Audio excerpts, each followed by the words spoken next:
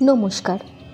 গল্পগুচ্ছ সাথে অর্পিতার আসরে সকল শ্রোতা বন্ধুদের স্বাগত জানাই।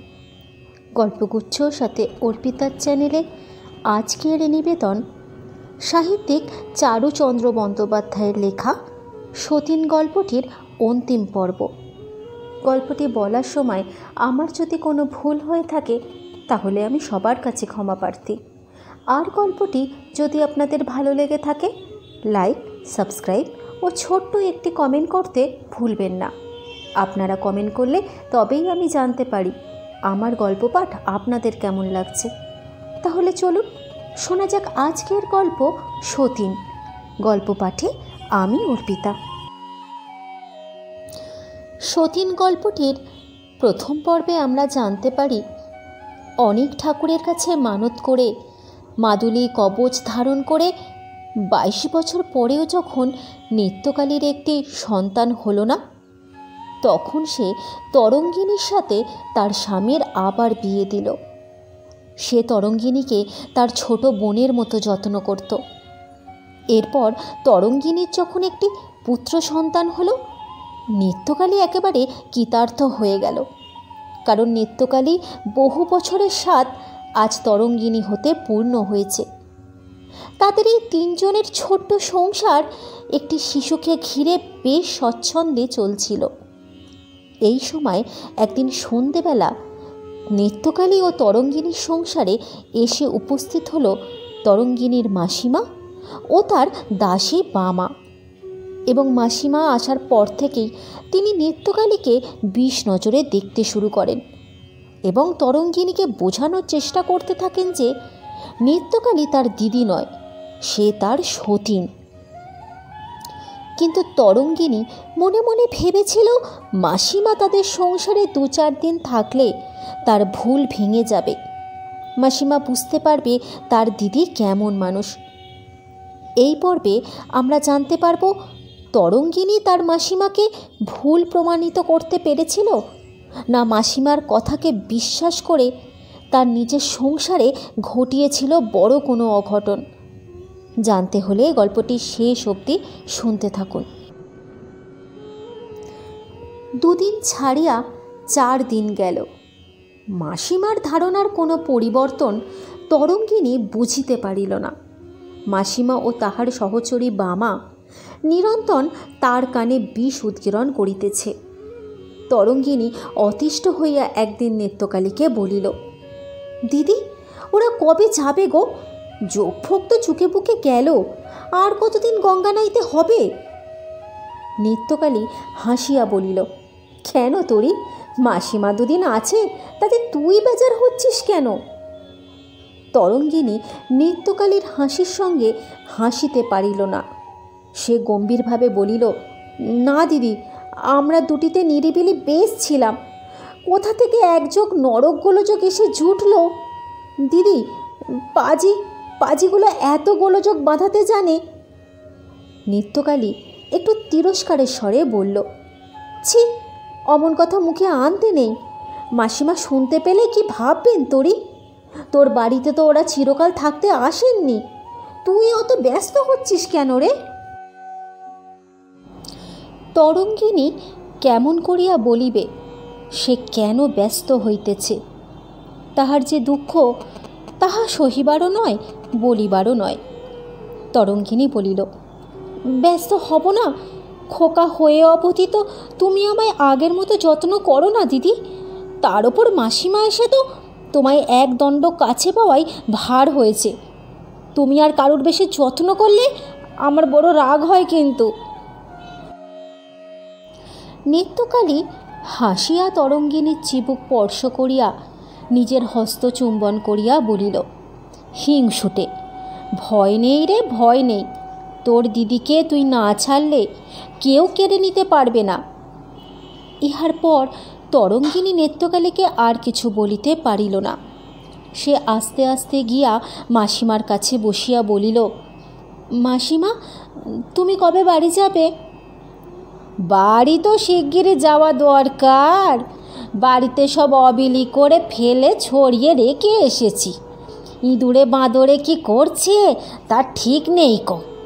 কিন্তু তোর ঘর করার একটা তো বিলিন্দেজ না দেখে আমি তো নড়তে পারছি নে মা। আমার ঘরকন্নার বিলিন্দেজ আমি করে নেব, তার জন্য তোমার ঘরকন্না অবিলি করে থাকতে হবে না মাসিমা। কেন বাচ্চা, আমাকে তুই তাড়াতে পারলে যে বাঁচিস দেখছি। তরঙ্গিনী অপ্রভাবিত হইয়া বলিল, না না তা কেন, তবে জামাই বাড়ি এতদিন এসে আছো, আমার ভারী লজ্জা করছে। জামাই কিছু বলছে বুঝি? না না, ও কি বলবে, তবে ও ওই ডাইনি মাগি কিছু বলছে বুঝি। যাই দেখি একবার মাগে ধুয়ে ধুয়ে আসি। যত বড় মুখ নয় তত বড় কথা গো। আমি কি তার বাপের বাড়িতে এইছি? আমি এইছি আমার বঞ্ঝির বাড়ি। খুব করব, আসবো, একবার কেন 100 বার আসবো। কোথায় কোথায় সেই সতেক্ষুয়ারি হারামজাদি মাগি? তরঙ্গিনী বিরক্ত হইয়া বলিল, আহ মাসিমা, তুমি যে কি করো, দিদি কিচ্ছু বলেনি আমাকে। বামা হাসিয়া পরম বিজ্ঞস্বরে বলিল, মুখে না বলুক, ও মনে মনে বলেছে। এই গুণ করে নিজের মনের কথাটা এর মনে চালান করে দিয়েছে দিদি। মাসিমা বলিল, বামা, আজকে তো শনিবার আছে, আজ সন্ধেবেলা তোর সেই জল পড়াটা এই তরুকে দিস তো, গুনটুন কোনো কেটে যাবে ক্ষণ। বামা বলিল, তাই খেয়েও দিদিমণি, তাই খেয়েও। ওই জব্বর জল পড়া এ আমাদের গাঁয়ের বিন্দে হাঁড়ি ওই তুষ্ট গোয়ালাকে শিখিয়েছিল, তার ঠেঙে মোর শিক্ষে। এর ফল হাতে নাতে দেখে নিও। যেমন জলটুকু খাবে অমনি বুক স্তক হিম হয়ে যাবে, প্রাণটা যেন জুড়াবে। আর যে নখগুলো ওষুধ করেছে তাকে একেবারে বিষ নজরে দেখবে গো। দিনের পর দিন অহরহ ও অনুক্ষণ এইরূপ মন্ত্রজপ শুনিতে শুনিতে ক্রমশ তরঙ্গিনীর মনও ভারক্রান্ত হইয়া উঠিতে লাগিল। সত্যিই তো, সতীন তাহাকে কেন ভালোবাসিবে? সতীনকে কি কখনো ভালোবাসা যায়? যে স্বামীর ভাগ কাড়িয়া লইয়াছে তাহাকে ভালোবাসা কি সোজা কথা? আর একজন মেয়ে যদি নোলক পড়িয়া আসিয়া মল বাজাইয়া এখন তাহার স্বামীর হৃদয় জুড়িয়া বসে, তবে কি তরঙ্গিনী তাহাকে এক দণ্ড বরদাস্ত করিতে পারে? সে তাহাকে নোকে টিপিয়া মারিয়া তবে নিশ্চিন্ত হয়। নিজের ছেলে হয় নাই বলিয়া নিত্যকালী তরঙ্গিনীকে ঘরে আনিয়াছিল, এখন তাহার ছেলেটিকে দখল করিয়া সে নিশ্চিন্ত হইয়া বসিয়াছে। ছেলে হওয়ার পর হইতে নিত্যকালী তো বাস্তবিকই তাহাকে আর তেমন যত্ন করে না, তাহার খাওয়া পড়া সম্বন্ধে আগের মতো খোঁজখবরও নেয় না। সমস্ত সংসার তাহার মুঠোর ভিতর, সে হাত তুলিয়া যাহা দেয় তাহাই তরঙ্গিনীর। পাছে তরঙ্গিনী নিজের সংসার দেখিয়া শুনিয়া বুঝিয়া লয়, তাই তাহাকে নিত্যকালী সংসারের একখানা কুটা ভাঙিয়া দুখানা করিতে দেয় না। তরঙ্গিনীকে একটি কাজও করিতে না দিয়া নিত্যকালী যে একাই খাটিয়া মরে, ইহা তো তাহার মমতা নহে, পুরাদস্তুর স্বার্থপরতা। তরঙ্গিনীকে সমস্ত হইতে বঞ্চিত করিবার ফন্দি। সমস্ত না হোক, সে অর্ধেকের ভাগই তো। অর্ধেকই বা কেন, নিত্যকালীকে অশ্রাদ্ধ করিয়া ত্যাগ করিয়াই না তাহার স্বামী তাহাকে বিবাহ করিয়াছে। তাহার স্বামীর যে পুত্রধনের অভাব নিত্যকালী হইতে মিটে নাই, তাহা সেই না মিটিয়াছে। সমস্ত তাহার, স্বামী তাহার, খোকা তাহার, ঘরকন্যা তাহার, অথচ তাহার যেন কিছুই নয়। স্বামী যেন নিত্যকালীর দয়ার দান, খোকা বাজেয়াপ্ত, ঘরকন্যা বেদখল। ইহার প্রতিকার তাহাকেই করিতে হইবে। এত কথা তরঙ্গিনী নিজে গুছাইয়া মনে ভাবিতে পারে নাই। তাহার মাসিমা ও মাসিমা সহচরী বামা বিনাইয়া বিনাইয়া গুছাইয়া তাহার মনের সম্মুখে এই সমস্ত কথা দিনের পর দিন সাজাইয়া ধরিতেছিল। তরঙ্গিনী মুখ ভার করিয়া থাকে, নিত্যকালী যদি জিজ্ঞাসা করে, তোর হলো কি রে, অমন করে থাকিস কেন সারাদিন? তরঙ্গিনী বলে, না কিছু তো হয়নি দিদি, শরীরটা ভালো নেই। প্রথম নিত্যকালী মনে করিত যে মাসিমা এতদিন আছে বলিয়া বোধহয় তরঙ্গিনী কুণ্ঠিত ও বিরক্ত হইতেছে, কিন্তু সে অল্প লক্ষ্য করিয়া বুঝিল যে তাহার অনুমান যথার্থ নয়। এখন তরঙ্গিনী সদা সর্বদাই তাহার মাসিমার কাছে কাছেই থাকে। তিনজনে মিলিয়া সর্বদাই ফিস গুজগুজ হয়। নিত্যকালীকে দেখিলে চুপ করে। নিত্যকালী বুঝিল যে একটা কিছু ষড়যন্ত্র চলিতেছে, কিন্তু সে তরঙ্গিনীকে কিছুই জিজ্ঞাসা করিতে পারিল না। তরঙ্গিনীর মনে বদ্ধমূল ধারণা হইয়া গেল যে নিত্যকালী এতদিন তাহাকে নিছক ঠকাইয়া আসিয়াছে। এখন সংসারের ভার তাহার নিজের হাতে না নিলেই নয়। তখন তাহার মনে পড়িল যে নিত্যকালী একদিন তাহাকে বলিয়াছিল যে যেদিন তাহার ইচ্ছে হইবে মুখ ফুটিয়া বলিলেই সে সংসার হইতে সরিয়া যাইবে। তরঙ্গিনী আস্তে আস্তে গিয়া নিত্যকালীর কাছে গেল। নিত্যকালী একবার তাহার গম্ভীর মুখের দিকে তাকাইয়া বলিল, তোরি এতদিনে দিদিকে মনে পড়ল? এখন তো দিদির কাছে থাকতে ভালো লাগে না, না রে? তরঙ্গিনী বাঁ হাতের বালা ডান হাত দিয়া ঘুরাইতে ঘুরাইতে বলিল, দিদি ভাড়ার ঘরের আর ওই সিন্ধুকের চাবিগুলো আমাকে একটু দাও তো। নিত্যকালী তাহার অর্থ না বুঝিতে পারিয়া বলিল, কেন, তুই কিছু নিবি? তরঙ্গিনী মাথা নত করিয়া বলিল, না না কিছু নেব না। তবে ভাবছি চাবিগুলো এবার থেকে আমার কাছেই রাখবো। তাহলে সংসার থেকে আমায় এতদিনে ছুটি দিচ্ছিস? নিত্যকালী হাসিয়া তরঙ্গিনীর মুখ চুম্বন করিয়া বলিল, বাঁচলাম তোরই, বাঁচলাম। তোর ঘরকন্যা তোরই তো দেখা উচিত। এনে চাবি নে। কিন্তু খোকাকে কেড়ে নিস নে লক্ষ্মী বোন আমার। নিত্যকালীর চোখ হইতে বড় বড় ফোঁটায় দুধারে অশ্রু গড়াইয়া পড়িতে লাগিল। তরঙ্গিনী সেখানে আর থাকিতে না পারিয়া উঠিয়া পড়িল।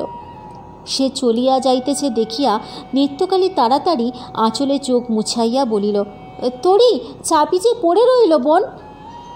তরঙ্গিনী বলিল, না দিদি, আমার চাবি চাই নে, ও তোমারই থাক। কোথা হইতে মাসিমা তাড়াতাড়ি বাহির হইয়া চাবিগুলি হস্তগত করিয়া বলিল, তরু বড় মেয়ে তোকে চাবি দিচ্ছে, তুই নিয়ে। কেমন মেয়ে বাচ্চা, বড় মেয়ে চাবি রাখবে নে, তুই রাখবি নে, তো কে রাখবে? তবে থাক, চাবির গোছা আমার কাছেই থাক। মাসিমা চাবিগুলি লইয়া তরঙ্গিনীর পশ্চাৎ প্রস্থান করিল। নিত্যকালী অবাক হইয়া মাসিমার গমনপথের দিকে চাহিয়া বসিয়া রইল। মাসিমা গিয়া তরঙ্গিনীকে ভৎসনাদ করিয়া বলিল, বোকা মেয়ে কোথাকার, ডাইনি চোখের মায়া কান্না দেখে অমনি গলে গেলেন। ভাগিস আমি কাছাকাছি ছিলেন। বামা বলিল, সব তো লিলে, কিন্তু মাগির পেয়াড্রাটা দেখলেনি? ওটার মধ্যে সব লুকিয়ে রেখে দিয়েছে, এই আমি বলে রাখলুম। মাসিমা বলিল, ভালো বলেছিস বামা, দেখ তরু, মাগির পেয়াড্রাটা একবার খুলে দেখে নিকে যা। তরঙ্গিনী জোরে ঘাড় নাড়িয়া দৃঢ়স্বরে বলিল, সে আমাকে দিয়ে হবে না মাসিমা। তবে আমি বলি গে। না মাসিমা, খবরদার, ওরকম করে দিদিকে অপমান করলে আমি মাথায় কাটারি মেরে রক্তগঙ্গা হব, এই তোমাকে বলে রাখছি। মাসিমা অমনি নাকি কান্নার সুরে বলিয়া উঠিলেন, ও মা গো, ও মা, কি সর্বনেশে কথা বলিস তরু। যার জন্য চুরি করি সেই বলে চোর। কি জব্বর ডাইনি ও মাগি গো, কি জব্বর ডাইনি, তোকে একেবারে বশ করে ভেড়া করে রেখেছে গো। তোর যা খুশি করে গেছা, যা মনে আসে তাই করে গেছা। আমি কালকেই বাড়ি চলে যাব। কেন রে বাপু, নিজের সব বইয়ে ছইয়ে পরের জন্য বুকের রক্ত জল করা কেন? আমি কালই চলে যাব। মাসিমা ক্রমশ ফোঁস ফোঁস করিতে করিতে চোখে আঁচল আরোপ করিল। বামাও চোখ মুছিতে লাগিল। তরঙ্গিনী শক্ত হইয়া দাঁড়াইয়া রহিল, একটিও সান্ত্বনার কথা বলিল না। পরের দিন মাসিমার বাড়ি যাইবার কোনো উদ্যোগই দেখা গেল না, বরং উল্টে মাসিমা ভাড়ার ঘরের চাবি হাতে পাইয়া সংসারের বিলি বন্দেজ করিতে মনোসংযোগ করিল। রোজ দুধ লওয়া হয় 2 সের, 1 সের খোকা খায়, 8 সের পায়খোকার বাবা, বাকি 8 সের নিত্যকালী ও তরঙ্গিনী খাইত। মাসিমা আসার পর নিত্যকালীর দুধের ভাগ মাসিমার বরাদ্দ হইয়াছিল। সেই বরাদ্দর কায়েমি হইয়া গেল। রাত্রে সকলে লুচি খাইত, এখন নিত্যকালীর জন্য ভাতের বরাদ্দ হইল। এও স্ত্রী মানুষের 2 বেলা ভাত খাওয়াই তো উচিত। মাসিমা বিধবা মানুষ, তাহার লুচি তো না খাইলে নয়। বছরে 4খানা কাপড়ের বেশি কেনা বাজে খরচ, ফেতো নবাবি। নিত্যকালীর বাক্স ভরা কাপড় আছে, পুজোর সময় তাহার নতুন কাপড় কেনার দরকার নাই। নিত্যকালী দোক্তা খায় বলিয়া তাহার পানের খরচ বেশি। নেশাভাং যাহার করিতে হয় সে নিজের খরচে করুক, সংসার হইতে সে বাজে খরচের জন্য পয়সা কেন পাইবে? বাড়িতে 2 জন দাসী ছিল, একজন সংসারের ঘরকন্যার কাজ করিত, আর একজন 2 বউয়ের কাজ করিত। এখন একজন ঘরকন্যার কাজ করিয়া ছুটি পায় না, অপরজন তরঙ্গিনীর কাজ করিয়া আর মাসিমার বাতে তেল মালিশ করিয়া ও মাথার পাকা চুল তুলিয়া সময় পায় না। নিত্যকালী কিন্তু হাসি মুখেই এই সমস্ত সহ্য করিতেছিল। সে একদিনে দোক্তা আর পান খাওয়া ছাড়িয়া দিল। নিজের কাপড় সে নিজে কাচে, অশ্রদ্ধার দানও সে হাসি মুখে গ্রহণ করে। কেউ তাহাকে কাজ করিতে দেখিয়া কারণ জিজ্ঞাসা করিলে সে বলে, আসলে কি বলো তো, বাড়িতে 2টো বই তো 3টে ঝি নেই, আবার কুটুম্ব মানুষ বাড়িতে এসেছে, পাছে তাদের কষ্ট হয়, তাই ঝিয়েদের ওদের কাছেই থাকতে বলে দিয়েছি, আর কোনো কারণ নেই। এইরূপ বিলি বন্দেজ করিয়া মাসিমা দেখিল যে নিত্যকালী কোনো আপত্তি তুলিল না, জামাইয়ের কানেও এ কথা উঠিল না। তখন সে সাহস পাইয়া তরঙ্গিনীর কানে মন্ত্র জপ করিতে শুরু করিয়া দিল। দেখ তরু, তুই কি ভাবছিস আমি জানি নে, আমি কিন্তু তোর ভালোর জন্যই সংসারে খরচ কমিয়ে আনছি। যে 2 পয়সা বাঁচবে সে তোরই, আমার কি বল না। কিন্তু মাগি কি শয়তান দেখছিস, 2 শব্দটি করছে না। ও কি টুকটাক করবার মতলবে আছে? তোর স্বামীর কাছে তোর যে আদর, সে তোর খোকার জন্যই তো নাকি? নইলে ও হলো গিয়ে তোর স্বামী সময়ের বউ, ওর ওপর স্বামীর যতখানি টান ততখানি টান কি আর তোর ওপর হবে রে মা? এখন খোকার কোনো রকম ভালো মন্দ করতে পারলেই ওর মনস্কাম সিদ্ধ হয়। এখন খোকাকে ওর ওই ত্রিসীমানায় যেতে দেওয়া ঠিক হবে না। দেখিস নে, খোকাকে সামনে বসিয়ে কেমন এক দৃষ্টে হাঁ করে তাকিয়ে থাকে। তরঙ্গিনীর বুকের ভেতর ধূপ করিয়া উঠিল। বাস্তবিকই তো সে দেখিয়াছে নিত্যকালী খোকাকে সামনে বসাইয়া রেখে তাহাকে দেখে। তাই সে তাড়াতাড়ি জিজ্ঞাসা করিল, মাসিমা, অমন করে তাকিয়ে থাকলে কি হয় গো? বামা বলিল, বুকের রক্ত শুষে নেয় গো, বুকের রক্ত শুষে নেয়। মন্থর পড়ে 7 দিন তাকালেই হাতে মলাট খায়, আর ও তো 1 রত্তি বাচ্চা গো। আমাদের গাঁয়ের ওই ইচ্ছে বুড়ি অমনি করেই আমার ভাসুর পর প্রাণটা শুষে খেয়েছিল না। না গো মা ঠাকুরন, তুমি তো সবই জানো। মাসিমা মুখ অত্যন্ত ম্লান করিয়া দীর্ঘ নিঃশ্বাস ফেলিয়া বলিল, হ্যাঁ হ্যাঁ মা জানি, আর জানি বলেই তো ভাবনা। কিন্তু তরু তো কথা শুনবে না। জামাইকে বলে ওকে এক্ষুনি এই বাড়ি থেকে বিদেয় করে দেওয়া উচিত, তবে তোর বাচ্চা ভালো থাকবে। আজ আমি গল্পটি এখানেই শেষ করলাম। আশা করি এই গল্পটি আপনাদের মন ছুঁয়ে গেছে। গল্পটি ভালো লাগলে ছোট্ট একটি কমেন্ট করতে ভুলবেন না। আপনাদের সঙ্গে আমার আবার দেখা হবে সতীন গল্পটির একদম অন্তিম পর্বের সাথে। ততদিনে ভালো থাকুন এবং সুস্থ থাকুন। আর আমার সঙ্গে এতক্ষণ সময় কাটানোর জন্য আপনাদের সকলকে ধন্যবাদ।